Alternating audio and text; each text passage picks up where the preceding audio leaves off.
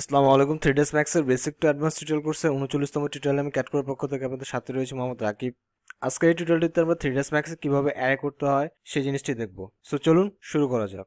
At present আমি রয়েছি আমার 3ds Max সফটওয়্যারটির মধ্যে। এই 3ds Max সফটওয়্যার আমরা কিভাবে অ্যারে করতে পারি সেই জিনিসটি আজকে আমরা দেখব। অ্যারে করার জন্য আমি একটি অবজেক্ট আগে থেকে আমার 3ds Max এ তৈরি করে রেখেছি।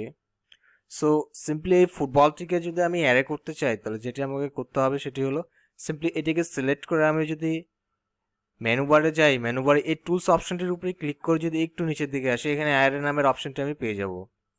এই অ্যারে অপশনের উপরে সিম্পলি যদি আমি ক্লিক করি আমার সামনে এরকম একটি ডায়লগ বক্স চলে আসবে। ঠিক এখানে অনেক ধরনের অপশনস, অনেক ধরনের ফিচার্স, অনেক ধরনের ঘর রয়েছে। তার মধ্যে এক্স ওয়াই জেড এটি আমার তিনটি অ্যাক্সিসকে নির্দেশ করছে। ঠিক ডান পাশে রয়েছে মুভ, রোটেট অ্যান্ড স্কেল নামে তিনটি ঘর। ঠিক তার নিচে types of object, array dimension, incremental row offset and total array. So আমরা সবগুলি ফিচার্স, সবগুলি অপশন এক এক করে দেখব। So X Y Z direction নির্দেশ করে যে আমার এই যে অবজেক্টটি আমি কোন ডাইরেকশনের দিকে অ্যারে করতে চাই, এক্স ডাইরেকশনের দিকে না ওয়াই ডাইরেকশনের দিকে না জেড ডাইরেকশনের দিকে। আর ঠিক এখানে অ্যারে ডাইমেনশনের আন্ডারে যে কাউন্ট রয়েছে, অর্থাৎ আমার কতগুলো অ্যারে হবে সেই বিষয়টি হলো 1D নির্দেশ করে। এখানে যেহেতু কাউন্টের ঘরে 10 দেওয়া হয়েছে, দ্যাটস মিন আমার এই ফুটবলটি 10টি তৈরি হবে বা 10টি অ্যারে হবে। সো সিম্পলি আমরা যদি ভ্যালু অ্যাড করে দেখি তাহলে আমরা বিষয়টি সম্বন্ধে আরও বেশি ক্লিয়ার হব। সো আমি চাচ্ছি আমার এক্সের ঘরে আমি 5টি অ্যারো করতে, ঠিক 1 ফিট পর পর। সো আমি এক্সের ঘরে 1 ফিট দিয়ে, কাউন্টের ঘরে আমি 5 দিয়ে দিলাম। 5 দেওয়ার পরে আমি এখানে প্রিভিউ যদি যে বাটনটি রয়েছে সেই প্রিভিউ বাটনটির উপরে যদি একটি ক্লিক করি তাহলে আমি ভিউ পরে আমার প্রিভিউ দেখতে পারবো যে আমার অ্যারেতে আসলে কিভাবে তৈরি হচ্ছে। সো আমি প্রিভিউ বাটনটির উপরে একটি ক্লিক দিলাম এবং ক্লিক দেওয়ার সাথে সাথে এখানে আমাকে প্রিভিউ দেখাচ্ছে, 3ds Max প্রিভিউ দেখাচ্ছে যে আমার ফুটবলটি আসলে এক্স ডাইরেকশনের দিকে 5টি তৈরি হয়ে গেছে। ঠিক আমি যদি এক্স ডাইরেকশনের ভ্যালুটি যদি 0 করে আমি যদি ওয়াই ডাইরেকশনের দিকে ভ্যালু 1 ফিট করে দিই, সো আমার ওয়াই ডাইরেকশনের দিকে আমার 5টি অ্যারে হচ্ছে। ঠিক একইভাবে এখান থেকে আমি 0 করে আমি যদি জেড ডাইরেকশনের দিকে যদি 1 ফিট দিই, আমার জেড ডাইরেকশনের দিকে 5টি অ্যারে হয়ে যাচ্ছে। এখন যদি আমি চাচ্ছি যে না, আমি ওয়াই ডাইরেকশনের দিকেও 1 ফিট দিয়ে দেবো, তাহলে ঠিক এটি ওয়াই অ্যান্ড জেড এই দুই ডাইরেকশনের দিকেই অ্যারে হচ্ছে। এক্সের ঘরেও যদি আমি 1 ফিট দিয়ে দিই তাহলে ঠিক এটি এক্স, ওয়াই অ্যান্ড জেড এই 3 ডাইরেকশনের দিকেই অ্যারে হচ্ছে। সো সিম্পলি আমি এখানে এক্সের ঘরও 0 করে অ্যান্ড জেডের ঘরও 0 করে আমি ওয়াই ডাইরেকশনের দিকে আমার অ্যারেটা রাখছি। ঠিক এখানে টাইপ অফ অবজেক্ট এখানে ইনস্ট্যান্স সিলেক্ট করা রয়েছে।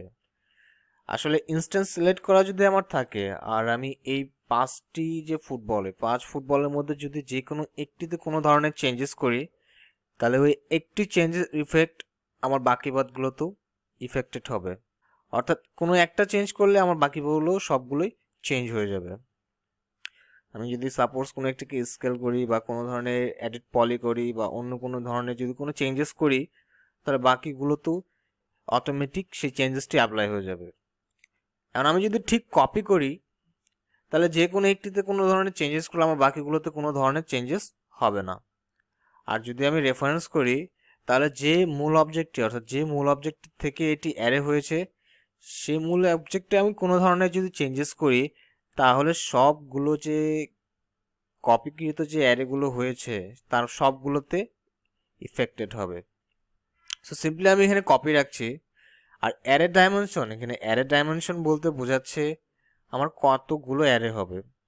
ঠিক 1D 5, আমি যদি ঠিক 2Dর ঘরে যদি আমি ক্লিক করে আমি যদি এখানে 5 করে দিই তাহলে 1D অ্যান্ড 2D এই দুইটি ঘরের যে ভ্যালুগুলো রয়েছে এই ভ্যালুগুলো মাল্টিপ্লাই হবে, অর্থাৎ গুণ হবে, অর্থাৎ 5 ইন্টু 5 25 হয়ে যাবে।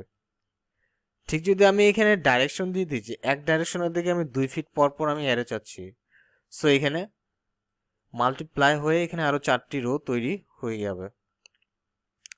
ঠিক একইভাবে 3Dও সেম, অর্থাৎ 1D 2D 3D that's mean 5 into 5 is equal to 25। আমি যদি এখানে আরও 5 দিয়ে দিই তাহলে সেই 25-এর সাথে এই 5টি আরও মাল্টিপ্লাই হবে। মাল্টিপ্লাই হয়ে সাপোজ আমি চাচ্ছি জেটের দিকে আমি 2 ফিট পর পর অ্যারে করতে। সো আপনারা দেখতে পাচ্ছেন যে হলো আসলে মাল্টিপ্লাই হয়ে হয়ে হয়ে আমার এখানে 125টি ফুটবল তৈরি হয়ে গিয়েছে। ঠিক এখানকার ভ্যালুগুলো আমি বিভিন্নভাবে দিতে পারি, ঠিক এইভাবেই আমি এখানকার ভ্যালুগুলো দিতে পারি। ঠিক আমি এখান থেকেও এক্স ওয়াই জেড বা এক্স ওয়াই বা ওয়াই জেড এগুলো ডাইরেকশনে অ্যারে করতে পারি। সো এগুলো আপনারা দেখে নেবেন, আমি আর দেখালাম না। দ্যাটস মিন আমাদের এই এয়ার ডাইমেনশনের যে ঘরগুলোর মধ্যে যে কনফিউশনটি ছিল সেটি আশা করি দূর হয়ে গিয়েছে, কেননা 1ডিতে আমার যে যতগুলো থাকবে 2ডিতে হবে তার দ্বিগুণ, আর ঠিক 3ডিতে হবে তার দ্বিগুণ। এরপর আমরা দেখবো, আর এখানে আমরা দেখতে পারি যে টোটাল ইন অ্যারে অর্থাৎ 125 আমার এখানে কতগুলো অ্যারে আমি করেছি সেগুলো আমার এখানে শো করছে। সো আমি ঠিক এখান থেকে 1ডি সিলেক্ট করলাম। 1ডি সিলেক্ট করার সাথে সাথে আমার যে 2ডি আর 3ডির ঘরে যে অ্যারেগুলো ছিল সেগুলো হাইড হয়ে গেছে। আমি যদি 3ডিতে ক্লিক করি তাহলে আবার সেই অ্যারেগুলো আমার কাছে শো করবে। আর ঠিক এখানে একটি অপশন রয়েছে যে ডিসপ্লে এক্স বক্স। আমি যদি অ্যারেগুলোকে একটা বক্সের মতন ডিসপ্লে করতে চাই তাহলে এখানের উপর যদি আমি টিক দিই তাহলে আমার সবগুলো অ্যারে একটি বক্সের মতন ডিসপ্লে করবে। ঠিক কিছুটা এরকম আমার যে মেইন অবজেক্ট রয়েছে বা মেইন ফুটবল রয়েছে সেটি তার আগের অবস্থায় রয়েছে, বাট যে অ্যারেকৃত ফুটবলগুলো রয়েছে সেগুলো সব একটি বক্সের মতন আমাকে শো করছে। এখান থেকে আমি আসলে আমার যে ডাইমেনশনটা বা ডিস্টেন্সটা সেটা আমি দেখতে পারি যে আমার অ্যারেগুলো আসলে কিভাবে অ্যারে হয়েছে।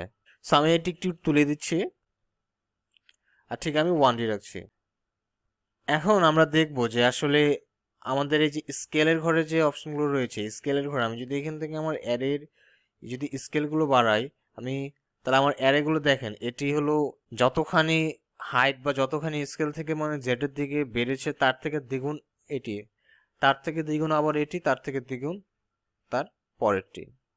ঠিক একইভাবে আমি ওয়াই ডাইরেকশনের দিকেও আমি স্কেল করতে পারি, ঠিক একইভাবে জেড ডাইরেকশনের দিকে স্কেল করতে পারি ঠিক অ্যারের মাধ্যমে। সো এখানে আমি 100 রাখতেছি, এটা আমরা বিকৃত করতে চাচ্ছি না আমি, এই কারণে আমি ভ্যালুগুলো 100% 100% 100%ই রাখছি।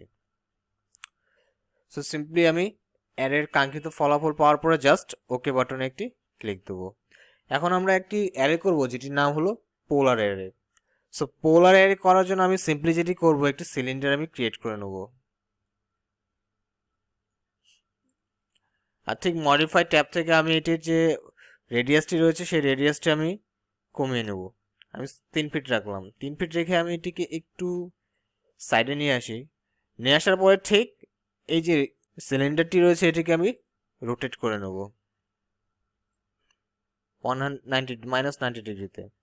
এখন যদি আমি মুভ বাটনের উপরে ক্লিক করি আর পোলার অ্যারে করার জন্য আমাকে যেটি করতে হবে এটির অ্যাক্সেস থেকে ঠিক এটির এই পয়েন্টে রাখতে হবে, অর্থাৎ এই পয়েন্ট থেকে আমার অ্যারেটি হবে। আর এটি যদি আপনাদের অ্যাক্সেসটি রয়েছে সেটি যদি এখানে না থাকে তো সিম্পলি আপনারা হাইরিসিতে গিয়ে এফেক্ট পিভট অনলি এখান থেকে এটিকে ধরে নিয়ে এসে সুন্দরভাবে এখানে প্লেস করে দেবেন। তারপরে এই অপশনটি অফ করে দিবেন, অফ করে বের হয়ে আসবেন সে থেকে।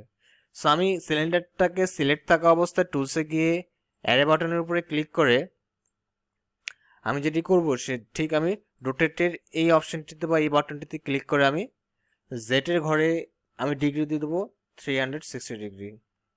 দেওয়ার পরে আমি যদি প্রিভিউ দেখি, প্রিভিউ দেখার পরে ঠিক এখানে আমার ওয়াই ডাইরেকশন আমি এটি 0 করে দেবো। 0 করে দেওয়ার পর আপনারা দেখতে পাচ্ছেন যে এখানে একটি পোলার অ্যারে হয়ে গিয়েছে। আমি যদি এখান থেকে কাউন্ট থেকে যদি আমি নাম্বার বা সংখ্যা বাড়িয়ে দিই তাহলে এরকম একটি রেজাল্ট আমি পেয়ে যাব। এবং আমি যদি কেটে দিই তাহলে আমার রেজাল্টটি চলে যাবে। সো টুলস থেকে অ্যারে থেকে আমি সিম্পলি যেটি করবো ওয়াইয়ের দিকে আমি 0 করে দেবো। ঠিক এখানে রোটেটের ঘরে ক্লিক করে আমি জেটের ঘরে 360 ডিগ্রি দিয়ে দেবো। আর ঠিক কাউন্টার এখানে আমি যদি বাড়াই আর যদি প্রিভিউ করে আমি যদি কাউন্টার এখানে বাড়িয়ে দিই, বাড়ানোর পরে আমি simply just okay button click করলে আমার একটি অ্যারে হয়ে গিয়েছে। সো অ্যারে সম্পর্কিত আজকের টিউটোরিয়ালটি এ পর্যন্তই। আর পরের টিউটোরিয়ালগুলো দেখার আমন্ত্রণ জানিয়ে আমি আজকের মতন এখানেই শেষ করছি। সেই পর্যন্ত আপনারা সকলেই ভালো থাকবেন, সুস্থ থাকবেন। আসসালামু আলাইকুম।